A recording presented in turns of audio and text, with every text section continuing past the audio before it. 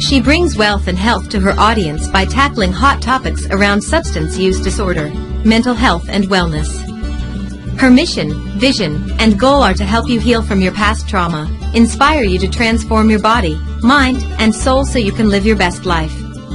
Your board-certified psychiatric mental health doctor, nurse practitioner, trauma care maestro, and media analyst, your life ambassador, best-selling author, TEDx talk speaker, CEO of Pool of Bethesda Psychiatric Health in Arizona. It's good to heed the tips we're about to share now from Dr. Fumi Hancock. She is a self-help author and a trauma care expert, joining us now with great ideas for keeping kids sharp all summer. Dr. Fumi, it's so great to have you along. Thank you. Thank you so much for having me. Thank you. Yes, I think this is something as parents and grandparents we worry about every year. It's like, you know, we feel like summer kind of undoes everything that kids learn. Do you find that happens when you work with families? Absolutely. A lot of my kids are in the middle of taking their test, their final test. So everybody's all hyped up right now. So their parents are really looking for ways that they can kind of tone things down as soon as they're done with their testing and exams. Yes, yes. Well, you gave us some tips that we're going to share and put on the screen for folks. Your first tip is to get away, which is it's a great time of year to do that when the kids are done, to give them a change of scenery. Explain a little bit more about that. Absolutely. A lot of our kids, especially with this pandemic, many of them are they've done their classes in the house, they've done it on ground, they've been cooked up in the house. So it's good to change scenery. They do not want to stay in-house, which they've done for the last 2 years. So it doesn't even matter if it's outside of the state. It could just be within the state, as long as you're changing scenery, doing something away from something that they're already used to, their regular everyday routine. They're all for that. Yes, give them a break. And parents need it too. I mean, we all need the break. Finding purpose, that's something we all need, and kids need it too, don't they?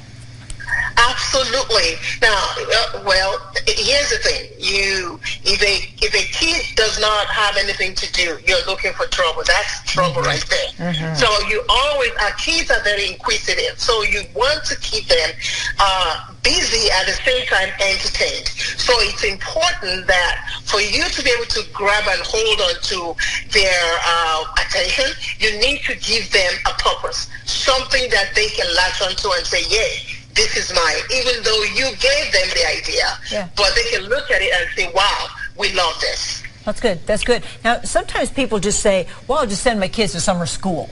You say some education is good, like put in some kind of learning. What would you advise on that? Well, education is always good, right? But we have kids that are all burnt out right now. Right.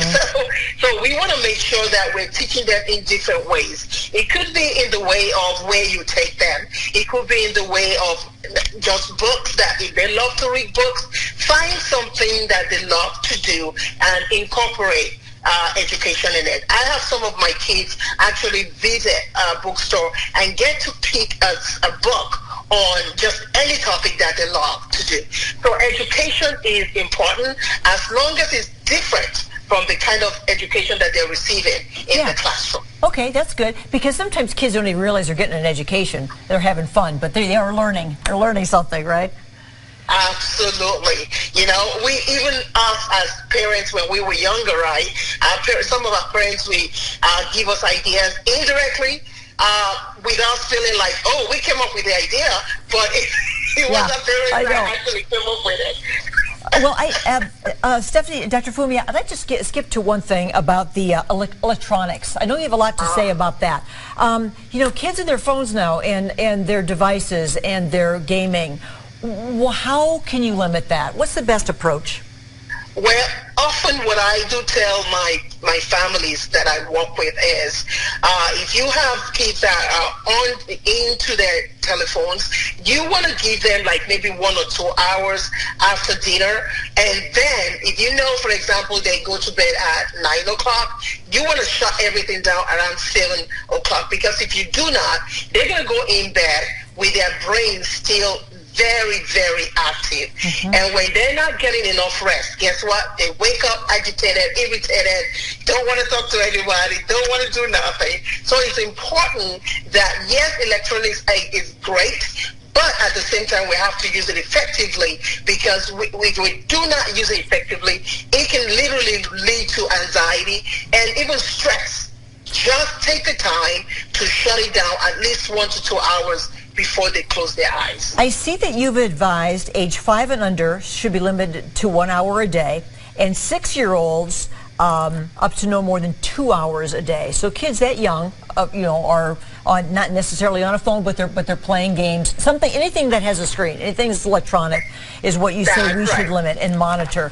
So, Dr. Fumi, we're putting your information on screen right now. You have a lot of resources on that site, and so we invite you to go visit there.